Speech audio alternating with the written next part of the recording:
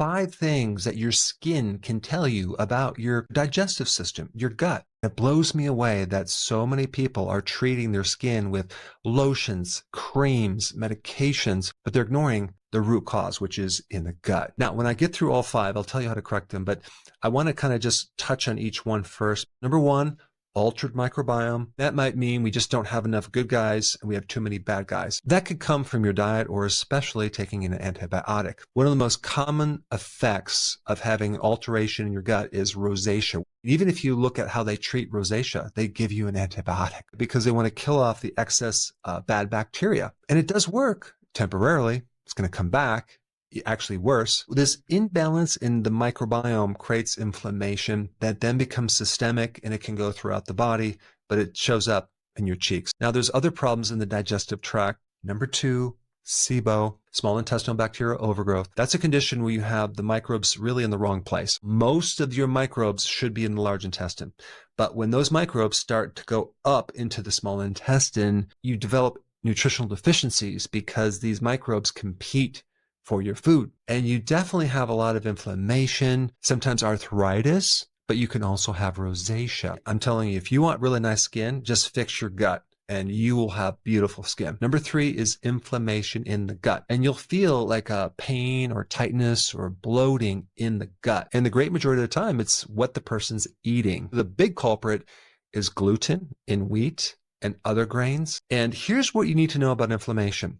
The more inflammation in the gut that you have, the less you can absorb zinc. A deficiency of zinc can cause rashes, but also deficiency of zinc will cause the flaky, scaly, red skin around your nose, around your mouth. But deeper, it's the inflammation in the gut that won't let you absorb zinc. The worse off your digestive system is, the fewer foods you should eat in a given meal. And this is why carnivore seems to be really good for a lot of people, because you're eliminating a lot of different things that could be aggravating the gut. When you think about zinc, it's a great healer of wounds, ulcers, leaky gut. As a side note, there's a couple other things that can cause this flaky, dry, scaly skin. High levels of omega-6 fatty acids from seed oils and not having enough omega-3 fatty acids from fish and cod liver oil. Okay, so that's inflammation.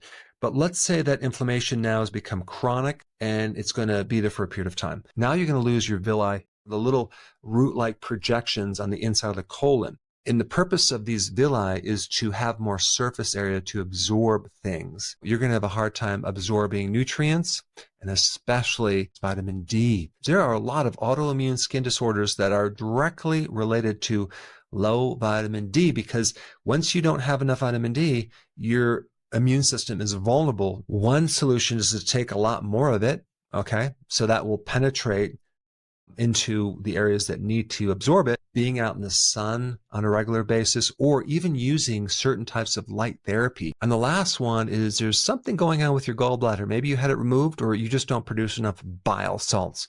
If you don't have enough bile, now we can't break down and digest the fat-soluble vitamins, especially vitamin A. And if you're deficient in vitamin A, you may start developing those little goose pimples on the back of your arms or your legs, in which case you need to start taking things that are high in vitamin A. Beef liver or even cod liver oil has a really good source of active vitamin A called retinol. And the cool thing about cod liver oil, it's high in omega-3 fatty acids, which also can help those little goose pimple things in the back of your arm. And so if you don't have a gallbladder or you're sluggish with bile, you might need to take bile. You can get ox bile, you can get purified bile salts, or even something called TUDCA, which works really good. And then what happens is one of the symptoms could be itchy skin. So what's at the bottom of that? Well, it's your diet. It could be stress. It could be that you're taking estrogen therapy, like birth control pills or hormone replacement therapy. Or it could be that you have too much insulin that's depleting your bile because you eat a lot of carbohydrates. A good probiotic would be very beneficial. Also consuming fermented foods, sauerkraut, kimchi, yogurt, raw milk cheese. Actually eating like raw salad that's grown in your garden. It also has microbes. That can be a form of a probiotic, believe it or not. If you have SIBO, a lot of bloating, and you get worse when you eat fiber, you're going to have to go on the carnivore for a while. This is why so many people clear up their autoimmune diseases as well as their skin issues when they go carnivore, because they're eliminating a lot of things that are irritating the gut, and meat is loaded with glutamine that can heal the gut. What would be good for SIBO is to do intermittent fasting, maybe 1 meal a day, maybe acidify the stomach with some betaine hydrochloride or apple cider vinegar. That could help you greatly. But there's one more thing. You can make your own probiotic, which is really good if you had a history of antibiotics or even SIBO. L-reuteri can live in the small intestine as well as the large intestine, and it has multiple effects. It creates a very acidic area where these bad guys can't live. It gives you lots of benefits with your digestion. And a lot of people who had acne will no longer have acne. Why? Because it can help heal the gut to the point where you don't have all this systemic inflammation that's spreading up on your skin. The more damaged your gut is, the stricter your diet needs to be with certain foods, because ultimately the best way to heal the gut is to clean up the diet. So I really hope you now understand this huge connection between your skin and your colon and what to do about it. Thanks for watching, and I will see you in the next video. Hey, before you leave, I just wanted to give you a little quick history on some of the books that I wrote. This was one of the first books. It's called Dr. Berg Body Shapes. It was my attempt at writing about body types. What was very interesting about this book is I actually did all the images myself. Don't ask me why. They look actually not quite as professional as some of the images that I have in the new book. But anyway, this is my first attempt right here called Dr. Berg's Body Shape Diets. And then I wrote a book more extensive called The 7 Principles of Fat Burning. I don't even have a copy anymore, actually, because it's outdated. The next book, I put about 1,000 hours into this one right here called The New Body Type Guide. Major updates on the body types. I put a lot of energy into this. It has professional images, graphics, all sorts of things. Now, the problem with this book is it doesn't really describe what this is really about. Body types are only a small portion of what's in this book. And that's why I changed the name to the Healthy Keto Plan, okay? If you happen to have this book, you don't really need this book because there's only very, very minor updates.